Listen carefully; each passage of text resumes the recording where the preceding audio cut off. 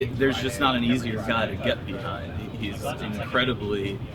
has this effusive personality. He's inspiring. He makes you want to not only work on his behalf, but just root for him at his next stage in life. My name is LaMonte Armstrong. I was convicted of first-degree murder August the 18th of 1995. I don't have any business in prison. It's hard for you to believe. I know the mentality that you officers have. I know what you're taught. But I have not done a crime. Hard as that may seem to you.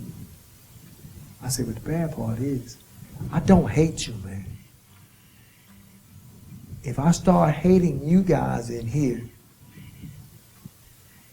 I'm going to have bigger problems than I already got. And I already got a pretty big problem. A life sentence, that's pretty big. The LaMonte Armstrong case was a case where a woman in Greensboro was killed in a home invasion in the late 1980s. She was strangled and stabbed, I believe, twice in the chest. And our client was convicted of the murder in the mid-90s, based solely on the testimony of one man, Charles Blackwell. This is another factor that underlies leads to a lot of wrongful convictions. It's snitches, false informant testimony, and that's what happened in this case. A gentleman who wanted to get the Crime Stoppers money and knew that our client knew this woman, called the police and said, you should look at this person. So 6 years later, they didn't have any leads in this case, but they had this informant. So they decided to charge him with the murder. So they charged him with murder and said, you will carry the murder charge unless you testify against who wasn't our client at the time, but against, I'll use his first name, it's LaMonte, against LaMonte. So he decided, as he now says to LaMonte, I couldn't carry the murder charge, man. I couldn't carry a life sentence. I couldn't carry a life sentence. So I put it on you. And when I first got here to this camp, I found out that Charles Blackwell Jr., even though he didn't call himself Jr., is here at this camp. I kept hearing the name. I thought it was the dad, the one that had testified against me and put me in prison. Come to find out, it's his son. So I'd been here a month and a half, and the kid came up to me one day and says, hey man, said, Greensboro. I said, yeah. Is your name LaMonte Armstrong? Do you know him? And we sort of walked over where nobody couldn't hear our conversation. He says, man, my dad told me, man, all about what he did, man. I says, he did? And the dude told me, yeah. He says, you know what I asked him? I says, no, what? Why did he wait so long, man? The same thing I asked Teresa, why so long? The kid said he asked his daddy, why did you wait so long to straighten that man? And he's over there in prison, done all this time for nothing. I said, well, how about that? I'm open-minded enough to know that I probably will have to forgive these people. And not for their sake. I'm going to do it for my sake. So I can move on. We actually have a symbiotic relationship with the police and the prosecutors in terms of ensuring that the system has functioned properly. I was working on other cases in June, early June, and we received a phone call from Assistant District Attorney Howard Newman, who was assigned to this case. Preparing for the hearing, Detective Matthews had gone back over all of the evidence in the case. And one thing he decided to do was to rerun latent prints, handprint, palm prints and fingerprints that were left at the scene of the crime and that had never been matched to anyone before. So they ran them through a newer North Carolina database, a regional database, and they got a hit. They got a match. So we called the prison and they allowed us to do an emergency visit with LaMonte.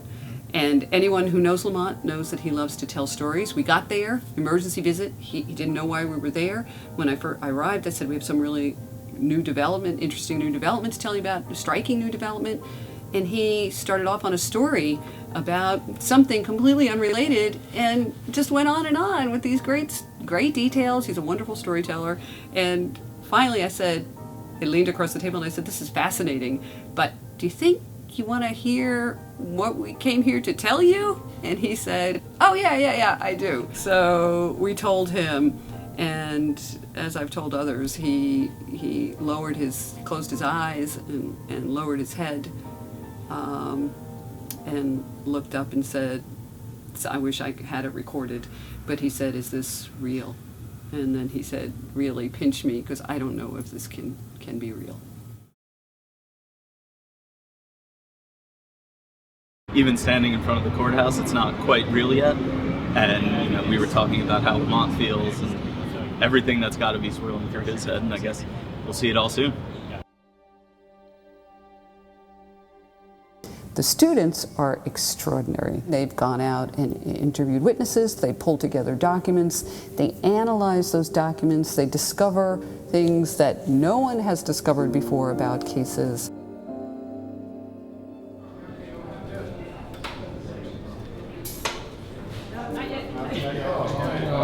Five minutes. All right. You have to have the big guns go in there. Yes, What's that? Right here. Okay, let us hold that. Give me a film. Here.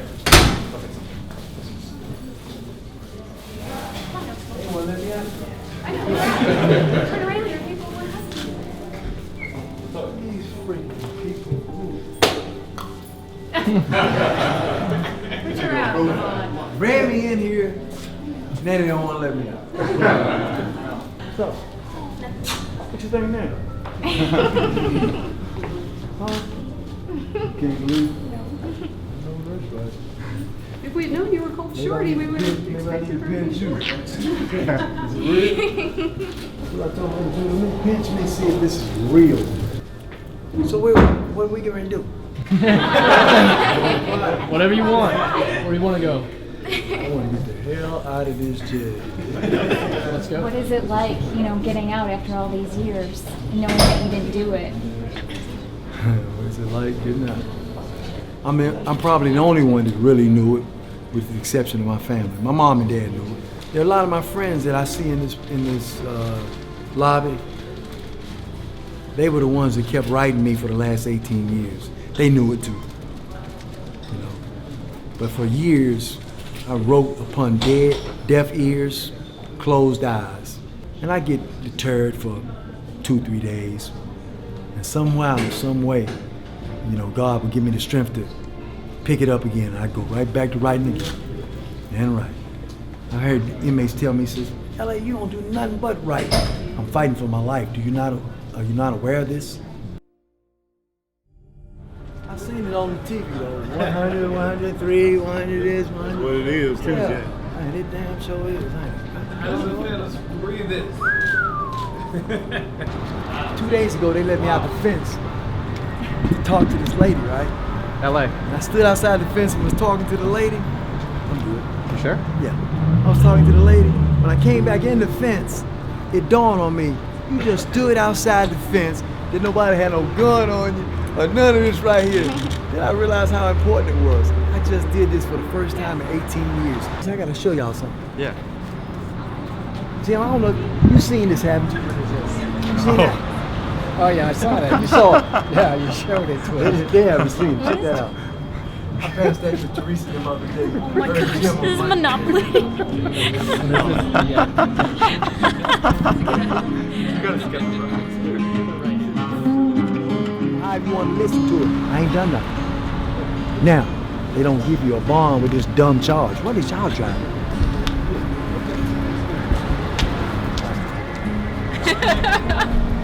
How you like that? You guys are running here and we're going to follow you. Oh, okay. Take care, Mr. Armstrong. Thank you. Yeah. Hey, what you driving, man? You get shotgun.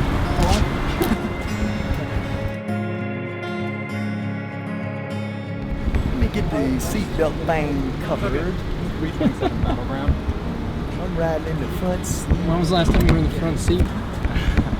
Boy, you know what? It's been a while. It's been a while. Having your case, I can't tell you how many times that's got me through my first year of being in the real world and like having something to feel that I can feel passionate about and work towards. I don't think you've changed all of our lives as much as you think we might have helped towards. So I just want you to know that. If you've affected all of us this way, there's so many other people that will benefit from. There were so many people that benefited from you on the inside, and I can't wait to come back, sit at something like this, and kind of look back a year, 2 years down the road, and see what you've done now. I can't wait. Peace.